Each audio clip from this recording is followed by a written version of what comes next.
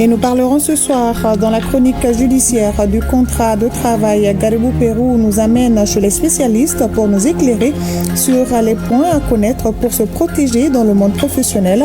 Tout sur le contrat de travail en fin d'édition. Contrat de travail, la chronique judiciaire s'y intéresse. Il détermine les droits et obligations de l'employeur comme du salarié. Que dit la loi malienne sur la nature et l'objet d'un contrat de travail? Quels sont les pièges à éviter avant de signer? Maître Gagrou nous donne plus de précisions pour mieux se protéger dans le monde professionnel. Chronique judiciaire avec Garibou Pérou et Adama Camara. Dans toute relation de travail, qu'elle repose sur un accord écrit ou verbal, le contrat constitue le socle juridique. Il s'agit d'un engagement par lequel une personne met son activité à la disposition d'un employeur contre rémunération. Ces liens de subordination encadrés par le droit exigent clarté, transparence et protection. La loi de août 1992 portant le Code du travail au Mali, qui a été modifiée par 3 lois successives et qui définit le contrat de travail comme une convention par laquelle un salarié met son engagement professionnel contre rémunération au service d'un employeur sous l'autorité et la direction de cet employeur. Donc pour qu'il y ait contrat de travail, il faut qu'il y ait des conditions cumulatives. Il faut un lien de subordination, il faut qu'il y ait une rémunération et il faut qu'il y ait une activité qui est donnée par le salarié à l'employeur sous cette direction-là. S'il est possible de conclure un contrat de manière verbale, la rédaction d'un document écrit demeure fortement recommandée. Pour les salariés, c'est une garantie contre l'arbitraire et pour l'employeur, c'est un outil de gestion et de protection juridique.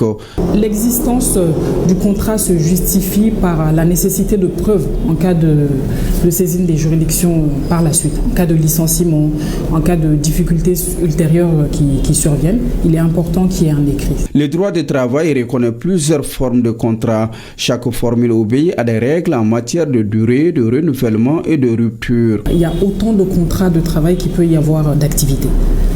Dans n'importe quel domaine. En droit minier, il y a des contrats de travail. Dans le domaine de l'hydrocarbure, en matière de télécommunication, il y a autant d'objets de contrat qu'il y a d'activité. La fixation du salaire est en principe libre sous réserve du respect du traitement légal en vigueur. Quand un salarié vient avec des années d'expérience, avec des compétences qu'il a plus que d'autres, il peut négocier son contrat et essayer d'augmenter le montant de la rémunération. Voilà.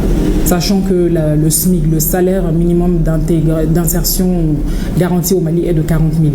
Donc en fonction du domaine d'activité et de la catégorie professionnelle, le contrat, la rémunération est négociée sur cette base-là. Un contrat de travail peut évoluer, mais quant à la rupture, elle obéit à des procédures. La modification peut venir des deux parties. Toutefois, pour que la modification soit légale, il faut qu'elle soit consentie. Il ne peut pas venir dire, bon, finalement, je modifie ton salaire. Ton salaire passe de tel montant à tel montant. Si c'est une augmentation, il n'y a pas de problème. Le salarié va accepter avec plaisir. Mais s'il s'agit d'une diminution, ce qui n'est même pas possible, ou d'un changement de lieu de travail, il y a une obligation d'obtenir le consentement du salarié. Autrement, on va qualifier cela d'un licenciement déguisé. La résiliation est évidemment possible puisqu'on ne peut pas rester engagé ad vitam aeternam. Mais les conditions de résiliation sont bien encadrées par la loi. Par exemple, parce que les contrats sont différents. Il y a différents types de contrats de travail. Pour un contrat de travail à durée déterminée, à la fin du terme, à l'arrivée du terme, à l'échéance, le contrat prend fin naturellement, sans autre condition, parce que durée déterminée. En s'agissant d'un contrat à durée indéterminée, si la rupture est à l'initiative de l'employeur, c'est-à-dire que la rupture est imputable à l'employeur, à ce moment-là, on parle de licenciement. Si la rupture est imputable au salarié, si c'est le salarié qui décide, bon, aujourd'hui, je ne me sens pas bien, je n'ai plus envie de travailler dans cette entreprise, dans ces conditions-là, à ce moment-là, on parle de démission. En plus de la démission et du licenciement, la loi prévoit également la rupture conventionnelle, qui est une rupture d'un commun accord entre les deux parties. Tout employeur a l'obligation d'affilier son salarié à un régime de sécurité sociale. Cette affiliation garantit aux travailleurs l'accès aux prestations sociales. Il y a une obligation d'affiliation qui fait qu'on prévoit les vieux jours du salarié, on prépare sa retraite. Cette affiliation prévoit qu'un montant est retiré sur la rémunération brute du salarié qui va être reversé à l'assurance. Et du côté de l'employeur également, il y a un montant qui est reversé pour préparer la retraite ou en cas de maladie. Le contrat doit être lu au préalable, avant la signature du contrat, d'où le besoin de recourir à un professionnel, à un avocat, pour faire en sorte qu'il y ait un contrat équilibré dès le départ, avant la signature du contrat. Le contrat de travail ne se résume pas à une formalité administrative. Il est un instrument de justice sociale, un vecteur de confiance mutuelle. En connaître les concours, c'est se donner les moyens d'agir et de se protéger dans un monde du travail en constante mutation.